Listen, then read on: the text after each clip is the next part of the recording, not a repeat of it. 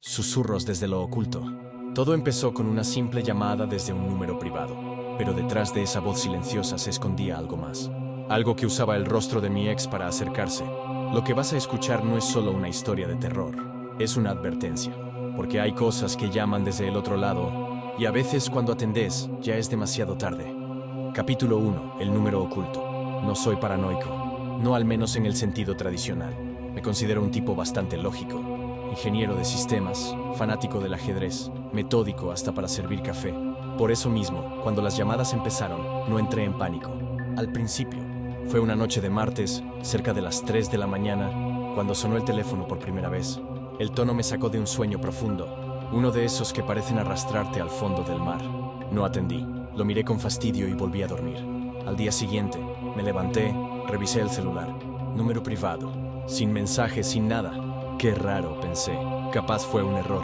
Pasaron 3 días y volvió a sonar, esta vez un poco antes. 2:47 AM, contesté. ¿Hola? Nada, solo se escuchaba una respiración. Una respiración lenta, pesada, inquietante. Pensé inmediatamente en ella. Rocío. Tuve una relación con ella hace unos años. Era todo lo que uno quiere evitar en una pareja. Posesiva, inestable, manipuladora. Al principio me atrapó con esa intensidad que muchos confunden con pasión. Pero con el tiempo, esa intensidad se volvió asfixia. No la dejabas de amar, te cansabas de sobrevivirla. Cuando terminé con ella, se volvió una pesadilla. Me perseguía, me enviaba mensajes. Se hacía pasar por otras personas en redes sociales.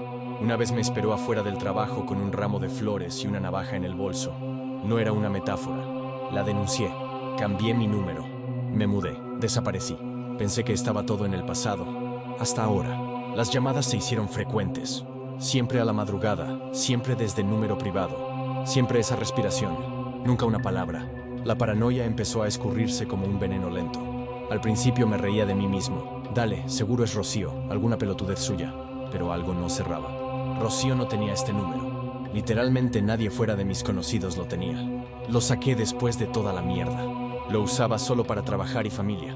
Y la respiración, había algo en ella, algo no humano. No siempre era igual. A veces parecía ronca, otras como si viniera desde muy lejos, como si cruzara una interferencia de siglos. Una noche decidí grabarla. Usé una app para registrar llamadas. Puse el celular con altavoz y dejé la grabación corriendo. Cuando volvió a llamar, simplemente escuché. No dije nada, solo dejé que respirara. Duró 48 segundos. Luego cortó. Reproduje el audio. Y ahí fue cuando sentí el primer escalofrío real. Había algo más, muy leve pero presente. Como un murmullo, detrás de la respiración. Como si alguien intentara hablar, pero desde un túnel, desde otro plano. Le subí el volumen al máximo. Tuve que cerrar los ojos para concentrarme. Entonces lo escuché. Una voz. Apenas un susurro, pero claro, no es ella. Me quedé congelado. Al día siguiente fui al trabajo con ojeras y el estómago revuelto. No podía pensar en otra cosa. La lógica ya no me servía. Intenté rastrear el número, pero los números privados son como fantasmas. Hablé con un amigo que trabaja en ciberseguridad. Le conté una versión liviana del asunto, omitiendo la parte sobrenatural. Me dijo algo que me inquietó aún más. Mira, hay formas de camuflar un número, incluso si no es privado. Pero esto no es un camuflaje común. Las llamadas que vos recibís parecen no tener origen. ¿Cómo que no tienen origen? Me refiero a que no hay rastro. Ni IP, ni rebote de señal, ni celda activa. Como si el llamado no existiera. Lo miré, incrédulo. Él me devolvió la mirada con seriedad. Y no me mires así. No es la primera vez que escucho algo así. En foros de la dark web hay reportes. Llamadas que llegan sin fuente. Voces que no pertenecen a este plano. Cosas así. Algunos dicen que son experimentos. Otros que son puertas. ¿Puertas? Sí, puertas a otro lugar. A veces se abren por accidente. A veces las abre alguien más. Pero nunca sabes qué hay del otro lado. Esa noche no dormí. En lugar de eso, me senté frente al celular, esperándola. Y llegó, 2:59 AM, número privado. Contesté, esta vez no solo respiraba. Se escuchaban campanas, lentas, oxidadas. ¿Rocío? Pregunté. La respiración se interrumpió. Durante unos segundos hubo silencio. Luego una voz completamente desconocida susurró. Ella no está, pero tú sí. Y abriste la puerta. Cortó. Y entonces, mi celular comenzó a sangrar. Capítulo 2. La llamada del abismo. No supe cómo reaccionar. Mi celular seguía en mi mano, perfectamente intacto. No había sangre, no había rastros. Pero lo que vi, lo vi. una gota oscura deslizándose por la pantalla, como si el teléfono sudara algo que no era de este mundo. Parpadeé una, 2 veces. Nada. Estaba solo en mi departamento. Silencio absoluto. Apagué el celular. Me senté en el borde de la cama. El pecho me latía como si hubiera corrido 10 cuadras. Me repetí una y otra vez: estás cansado. Dormiste poco. Esto es estrés postraumático. Pero no era solo eso. Porque en ese momento, en la oscuridad del cuarto, sentí un olor. Un aroma que no había olido en años. Incienso. El mismo que Rocío usaba. Flashback. Rocío en su cuarto con las luces rojas encendidas, los ojos dilatados y una mirada que quemaba. Tenía un libro raro, uno viejo, sin tapa, con letras manuscritas en una lengua que ni Google podía traducir. Yo pensaba que era parte de su estética dark. Me mostraba símbolos, hablaba de energías que no pertenecen a esta realidad, de espacios donde los pensamientos se hacen carne. Recuerdo que me dijo algo una vez, mientras me pasaba los dedos por la cara: el alma no es propiedad de nadie, se alquila. Y hay inquilinos que no se van. En ese momento pensé que era solo poesía de una mente creativa y desequilibrada. Ahora no estaba tan seguro. Los días siguientes fueron peores. Ya no solo recibía llamadas a la madrugada, empezaron a llegar mensajes, desde un remitente sin nombre, sin número.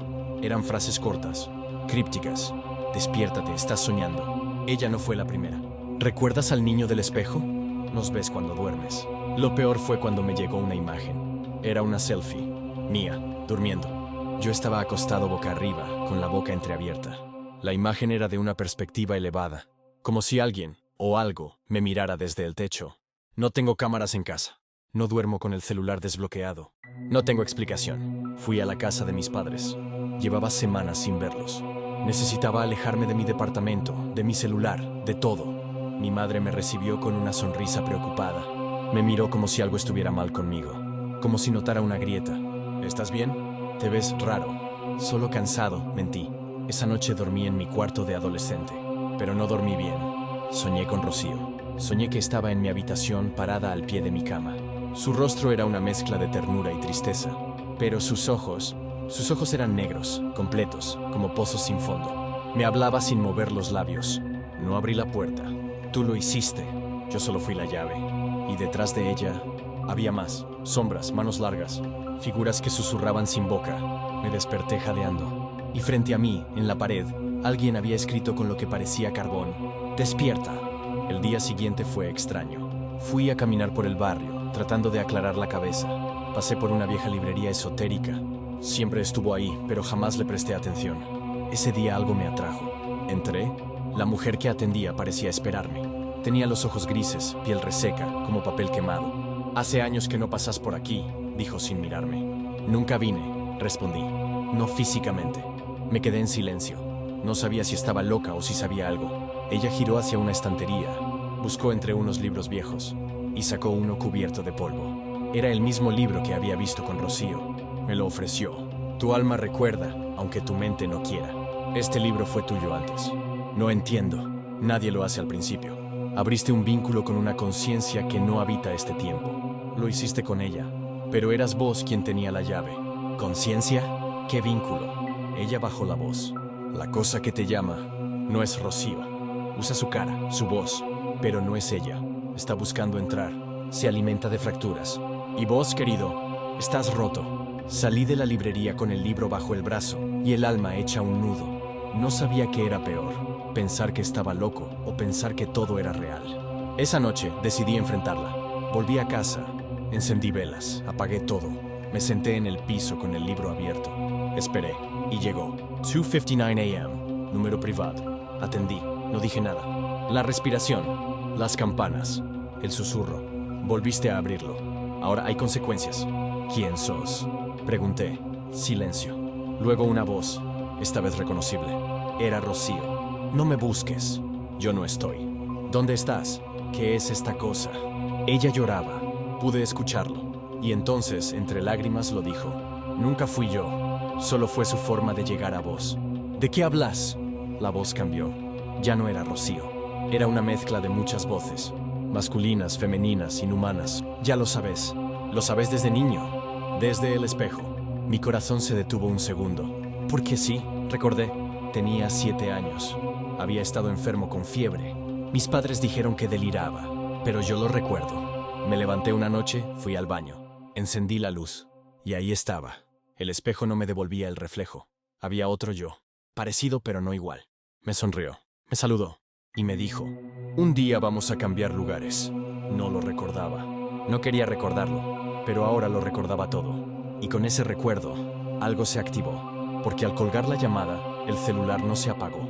Se volvió negro, y en la pantalla apareció un ojo, uno gigantesco, que me miraba desde otro lado. Y luego una frase. Capítulo final, el cruce. Capítulo 3, lo que habita entre mundos. Ese ojo no era un símbolo, era presencia. Me miraba desde dentro del teléfono, como si la pantalla fuera una ventana y del otro lado hubiera algo enorme. Antiguo, despierto, parpadeó. No lentamente, no con humanidad, sino como si el párpado fuera una membrana húmeda, que se cerraba y se abría con el sonido de carne pegajosa. No supe cuánto tiempo lo miré, solo que, en algún momento, perdí el control de mi cuerpo. Desperté en el suelo. El celular estaba apagado, pero sentía el ojo en mi nuca, como si se hubiera quedado grabado en mi piel. Y entonces comprendí algo. Ya no era un vínculo a través de un dispositivo. Estaba abierto. Él estaba aquí. Pasé días sin dormir. Las llamadas cesaron, pero las manifestaciones no. Los relojes en mi casa empezaron a marcar siempre las 2:59 a.m. Aunque el sol estuviera en el cielo, las paredes sudaban. No agua, algo denso, tibio. A veces escuchaba susurros saliendo del drenaje. Otras veces, de mis propios pensamientos. Me di cuenta de que no estaba solo. Nunca lo estuve. Había un yo que no era yo, moviéndose cuando yo no lo hacía, respirando cuando yo contenía el aire. Lo sentía en los reflejos, en el rabillo del ojo, el otro yo, el del espejo. Volví a buscar a la mujer de la librería, pero no estaba. La librería ya no existía. En su lugar, un lote vacío, con un cartel de "Se vende". Un vecino me dijo que ese local lleva cerrado desde los años 90. No supe qué hacer. Me encerré. Dejé de contestar mensajes. Apagué todo. Y entonces, una noche, alguien tocó la puerta. No golpeó, rasgó la puerta, como si tuviera uñas o garras. Me acerqué temblando. No había nadie. Solo un sobre. Adentro, una fotografía. Era yo, de espaldas, frente a un espejo. Y del otro lado, él, el reflejo. Pero no estaba copiándome. Estaba sonriéndome y levantando la mano como si dijera, ya es hora. Ya no podía dormir. Cada vez que cerraba los ojos lo veía. Veía su mundo. Una dimensión sin forma definida. Todo era movimiento, neblina, estructuras imposibles que giraban sobre sí mismas. Y gritos, miles, como si allí habitaran las conciencias de los que abrieron puertas antes que yo y nunca pudieron cerrarlas. Vi a Rocío, no su cuerpo, su alma, o lo que quedaba de ella. Estaba atrapada en una estructura viva, hecha de huesos y palabras. Sus ojos me encontraron, y con una voz quebrada dijo, perdóname, no sabía que eras el que soñaba. ¿El qué? El soñador, el que abre, el puente. ¿Qué hice? Y entonces apareció él, el reflejo, mi doble. Pero ya no se parecía tanto a mí, era más él, con rasgos borrosos, piel que vibraba, ojos sin iris. Pero sonreía con mi sonrisa, y me dijo, por fin despertaste. Me desperté gritando. Estaba en mi cama, desnudo, cubierto de una sustancia viscosa.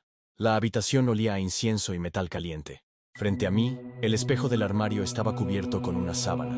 Me acerqué, la quité, y él estaba ahí, mi reflejo, pero no me imitaba. Me miraba, esperaba. Yo levanté la mano. Él no, yo parpadeé. Él no, yo retrocedí. Él sonrió, y con esa sonrisa empezó a presionar desde dentro, como si el cristal fuera agua, como si pudiera cruzar. Fui a buscar el libro, el que me había dado la mujer. Empecé a leerlo desesperadamente.